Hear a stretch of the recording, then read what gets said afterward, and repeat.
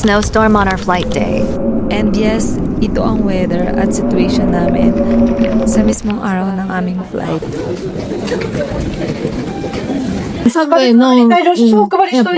No airport. That day, ang forecast sa Sapporo is -7 at meron snowstorm sa Sapporo. Kaya may possibility na maraming makakancel ang flight, also delayed and canceled trains. By the way, during our stay naman sa Sapporo, since day 1, okay naman yung weather. Until the last day, ito, sakto naman kung kailan flight namin. Doon pa nagkaroon ng snowstorm. Kaya nagising kami ng maaga dahil sa sobrang lakas ng hangin. Kaya we decided na maaga na lang kami mag-check out. Since naman ang flight namin is 5:30 pa ng hapon. Kaso dahil sa weather, medyo kinakabahan kami. Bye-bye Sapporo! Bye-bye! Ito ang aming gamit. Yan, napaka-siksik yan ha. Talikod.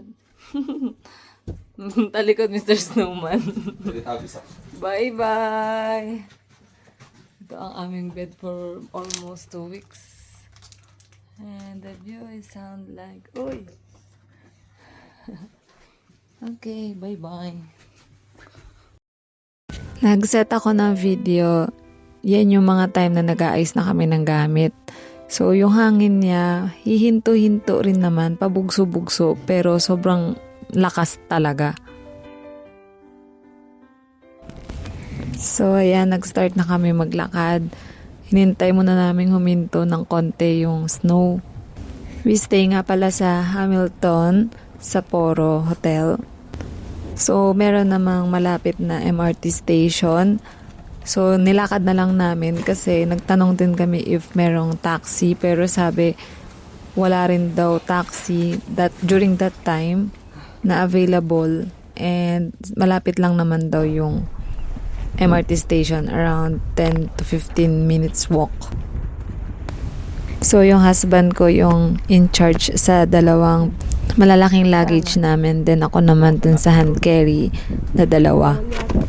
Nag-set muna ako ng video, nilagay ko sa bag ko para makapture yung ganitong moment namin kasi once in a lifetime lang din naman to. One of the best traits talaga ng mga Japanese, yung pagiging polite nila. Sobrang sila pa yung humihingi ng pasensya, ng sorry, every time na makakasalubong namin sila. Siguro naiintindihan nila na parang nahihirapan kami sa situation namin. Kaya panay sorry sila na para bang naiistorbo namin, nakakaistorbo sila, even hindi naman. Ay, sa kabila. Oo. Sige. Ayun, baka yun yung may lift. Go, Ani.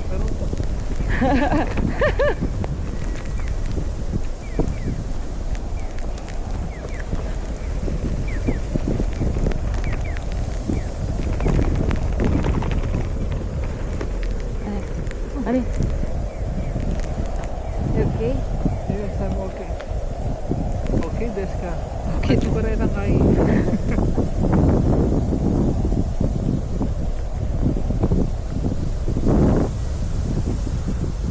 Ang date nga pala ng araw na yan is February 19. Peak winter season ng Sapporo.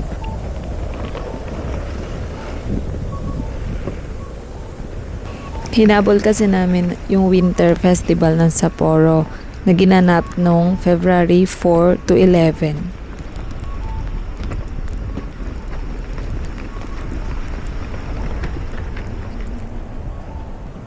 Oops, sorry. Oops, sorry.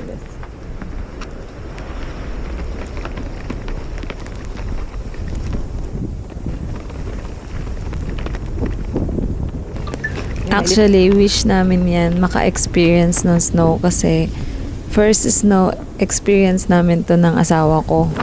And hindi namin nakalain na sobrang heavy snow pa yung binigay ni Lord sa amin. Sobrang blessed, kaya kailangan kong i-capture lahat ng moment.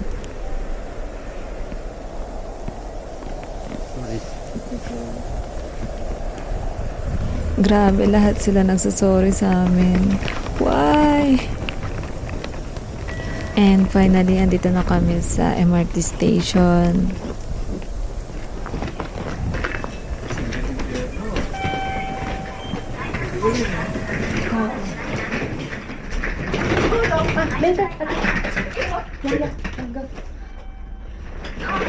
Thank you. Okay. Say hi. Kapoy ne. Kapoy ne. Ano? Samoy. Okay.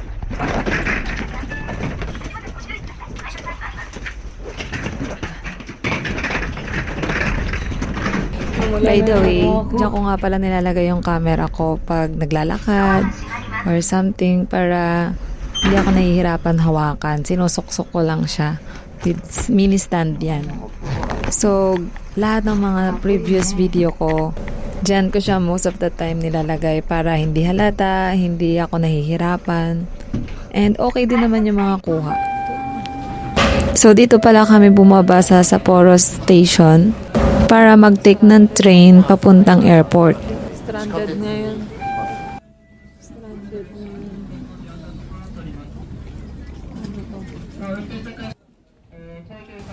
Sobrang jam-pack dyan that time and sobrang daming tao, so kailangan kong magtanong kung anong nangyayari at anong dapat kong gawin. To be honest, hindi ko alam kung ano nangyayari and wala akong naiintindihan sa mga sign. Kahit yung announcement Japanese, kaya hindi ko rin naintindihan.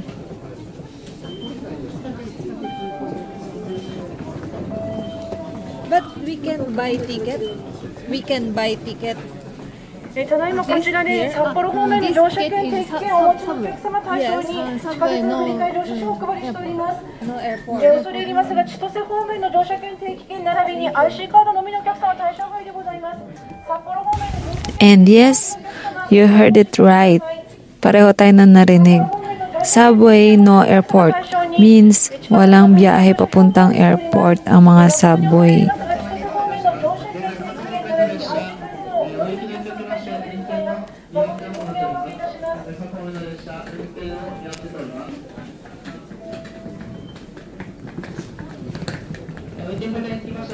雪線路に溜まっている雪の除去作業が終了しないの Actually, wala talagang definite na announcement. May announcement man sila Japanese, kaya hindi rin namin masyadong naintindihan. What we do na lang is gayahin na lang kung ano yung mga nakikita namin. Since may pila, pumila na lang din kami. Pero hindi kami makabili ng ticket kasi wala daw. Buti na lang meron kaming Kitaka card. Yung IC card, may laman pa kasi yun, hindi pa namin nare-return. So, yun yung pinang-tap namin para makapasok sa loob. And 10:40 na, umalis kami sa hotel ng 9 a.m. So, almost 2 hours na rin na nakalipas. Since hindi naman namin alam kung anong oras kami talaga aalis sa hotel, hindi ako nakabili ng ticket ahead kasi sabi ko man, luwag naman yung time namin kasi hapon pa naman ang flight. So, most of people nga pala dito sa loob ng train station is mga chance passengers. Kaya kung makikita nyo, sobrang nagsisiksikan na. Pero kagandahan sa mga tao dito kasi may manners pa rin kasi nakapila pa rin sila. Pati yung train personnel nila, tinutulungan na rin yung isa para lang mag-fit in sa loob ng train.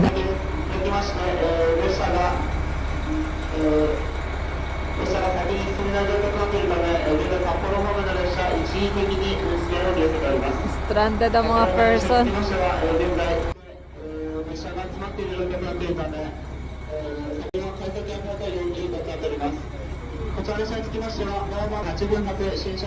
Kasi dapat talaga pack-light. Tinan mo. Hirap pag sobrang dami-dami. Sila maliliit lang eh. Traveling nila. Oh. One person, halos one luggage lang. Amin, so much dami. Tapos may backpack pa, kaya hindi ko yung pagsiksikan sila. Sa sobrang frustrated ko makakuha ng ticket, nag-check ako ng availability sa Klook. So, nag-book ako ng 2 ng reserve seat para lang may assurance na meron kaming allotted ticket. Ayun nga lang, ang available is past 1 p.m. Reserve seat na nakuha ko is 1:15. Kasi magpintay kami, puro walang assurance. So, binayaran ko na lang sa Klook online and then bumaba ako. Nakiusap na lang ako dun sa mga personnel na i-claim ko yung ticket ko sa vendo machine. Don't forget your. Please take your ticket. Thank you.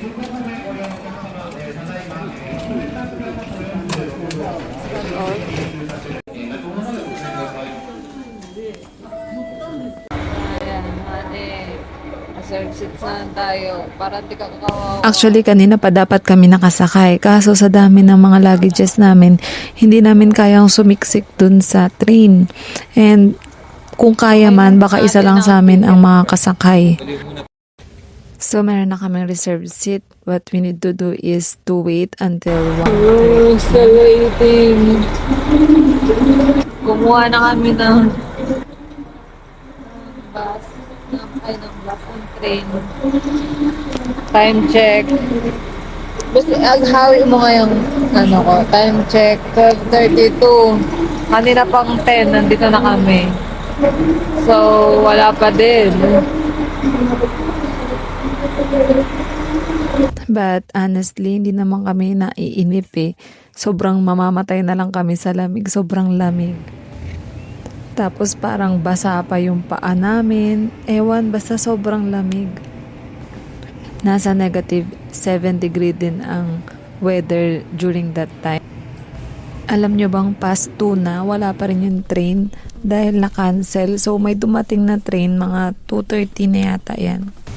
Kaya sumakay na rin kami, kaya parang useless din yung reserved seat. Pero wala na kaming pake ng asawa ko kahit nga nakatayo na siya as long as na makarating kami sa airport. And finally, nakarating din kami sa airport. So ngayon ang hinahanap naman namin is international flight papuntang Manila. And tapos na kami mag-arrange ng mga luggage namin, ng mga baggage, kilos. So ngayon nakapila na kami sa bag drop. And honestly, during that time, medyo nakakahinga-hinga na kami. Medyo nawala na yung mga malalapot at malalamig na pakiramdam namin. Time check. Grabe. So, from Sapporo train station to airport is 15 minutes lang naman ang ride. So, parang 30 minutes din yung lakad namin papunta dyan. Grabe yung mixed emotions namin. Hindi namin na-expect na ang aga naming umalis, tapos iniisip pa namin na kakain kami, magre-relax lang kami sa airport. Hindi namin na-expect na yan na yung first meal namin. At habang nakatayo, dun pa lang kami makakakain. Yan, first bite. Kaya pala sobrang sarap niyan para sa akin kasi yan na yung first meal namin of the day. Magpo 4 p.m. na. Medyo matagal din kami nakatayo dyan. Siguro may more than 1 hour. Dadaan pa kami sa immigration, sa security. Kaya parang pagdating namin sa mismong gate, baka 5 past na yon. Tapos yung boarding time namin is 5:30. O diba, parang sakto lang from 9 a.m. in the morning. At medyo paggabi na yung flight namin. So yun yung mga napagdaanan namin the whole day. Unforgettable experience. Kaya it's better to be early talaga sa mga ganyang unexpected scenarios. Kaya lesson learned, it's better to prepare early than nagpanic at the last minute. Kasi kung nagpetix kami, for sure, naiwan na kami. Hindi na rin kami aabot. So, hindi na ako nakapag-video sa loob. Update lang after immigration and security. Umabot kami sa gate namin at 5:30. So, 'di ba sakto, ilang minutes na lang, CR na lang ang pahinga, flight na namin. But luckily, na-delay yung flight namin ng 30 minutes. So, meron akong nakitang lounge. Malapit lang mismo sa gate namin. So, inakyat na namin yun since meron naman kaming access. And chinek na rin namin. So, no food allowed. And drinks lang ang meron silang free. So, ayan yung mga selection. So, free lang din naman yung access namin dito. We're using our credit card Security Bank na mayroon siyang +1 companion. So, maluwag naman yung loob niya as in lounge lang. Not usual lounge na may only food, etc. So, dito talaga sa Japan, normally ang lounge nila is drink selections lang talaga ang meron. So, yun lang. Since may 30 minutes pa naman kami, so nag-drinks lang din kami. So, yung coffee nila dito is black lang din.